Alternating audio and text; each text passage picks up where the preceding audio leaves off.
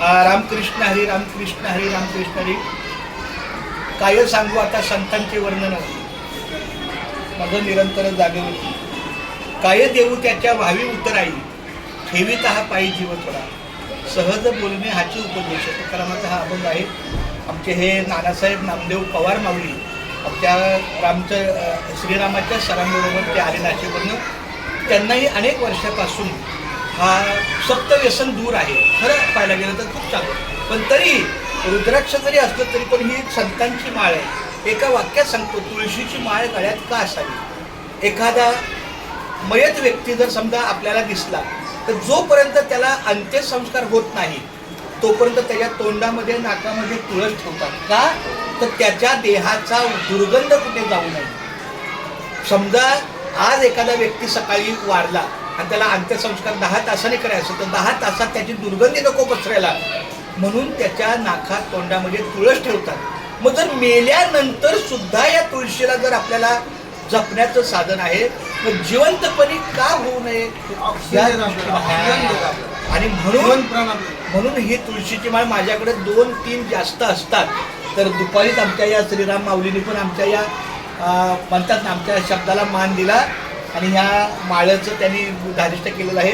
अशीच ही माळ आपली आमच्या नानासाहेब नामदेव पवार माऊलींच्या शुभार्थे. हात लावा. कुंडलिक वरधारी विठ्ठल देव. हात लावा. कुंडलिक वरधारी विठ्ठल श्री ज्ञानदेव तुकाराम पंढरीनाथ भगवान की जय. माऊली ज्ञानेश्वर महाराज की जय. जगद्गुरु श्री संत तुकाराम महाराज की जय. संत शिरोमणी रोहिदास महाराज की जय. संत सावतामाळी महाराज की जय. खूप छान. आता एक अभंग आहे माऊली रामकृष्ण हरी. झाली गर्भाची रचना ठाऊक नाही दोघा जना, ठाऊक नाही दोघा जना. कोणी दिले हात पाय, कोणा म्हणती बाप माय, कोणा म्हणती बाप माय. तुझी आई होती तान्ही, कोठे होता शोधित प्राणी, कोठे होता शोधित प्राणी. कोणी दिले हात पाय, कोणा म्हणती बाप माय, कोणा म्हणती बाप माय. तुझा बाप होता बाळ, तुझा बाप होता बाळ. कोठे होता कंठित काळ, कोठे होता कंठित काळ.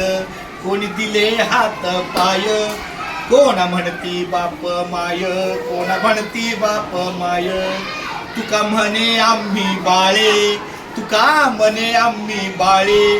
या विठूची ले पुरवाळे, या विठूची ले पुरवाळे. कोणी दिले हात पाय, कोणा म्हणती बाप माय, कोण म्हणती बाप माय.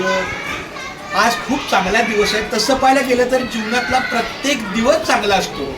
मला एकदा साहेबांनी विचारलं तुमचा सर्वश्रेष्ठ दिवस कोणता. म्हणलं ज्या दिवशी माझा श्वास चालू आहे तो सर्वश्रेष्ठ दिवस. कारण जर माझा श्वासच बंद पडला आणि कितीही फार मोठा कार्य झालं तर मला काय त्याचा. त्यामुळं आज माझ्या वेताळ महाराजांची मला आठवण झाली. त्यांनी मला एक वाक्य सांगितलं होतं, माळ घालायची घाई करू नका पण घातल्याशिवाय मरू नका. जरी ह्या दोन्ही माऊलींनी अनेक वर्षापासून काही वर्ज केलं, मांसाहार व्यसन काही जरी, पण त्याला सप्तव्यसन म्हणतात. यूट्यूबला जा किंवा गुगलला जा आणि सप्तव्यसन सर्च करा, लगेच आपल्याला कळतं 7 व्यसनं कुठली दूर आहे.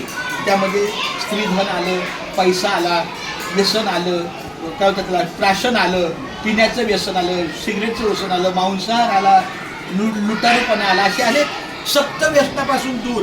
आणि म्हणून ही माळ आहे ना ही आपल्या देहाचं रक्षण करायला अतिशय. आणि आत्ताच्या ह्या बजबज होणाऱ्या दुनियेमध्ये सगळीकडे व्याभिचार चालू आहे.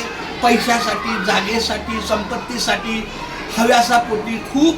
मग ह्याला ही माळ आज ह्या दोघांना मी सकाळपासून आलो. तुम्हाला कसं वाटलं मी छान. कारण मला माझ्या माळेचं पाठबळ आहे, मला माझ्या माळेचं रक्षण आहे. माझ्या देहाच्या इमारतीला आता समजा उद्या आमच्या रामाला भरपूर पैसा मिळाला आणि त्यांनी बंगला बांधला, पण जर कंपाऊंडच नाही बांधलं तर त्या बंगल्याच्या दरवाजाला कुणी पण प्राणी येऊन हगून जाणार. तर कंपाऊंड लागतं की नाही. मग पहिला बंगला बांधतात का पहिलं कंपाऊंड बांधतात. पहिलं कंपाऊंड बांधतात. हा कंपाऊंड. मग हे माळ आज यांच्याही गळ्यात खूप गणेश आज यांच्याही गळ्यात मला माळ दिसली यांचे खूप छान. असंच तुमच्या परमेश्वराच्या कृपेनं तुम्हाला उदंड आयुष्य मिळो आणि माळेचं पावित्र्य राखा, सप्त व्यसनापासून दूर व्हा आणि रामकृष्ण हरी विठ्ठल केशवा गोविंद माधवा हा मंत्र म्हणत जावा. चला माऊली रामकृष्ण.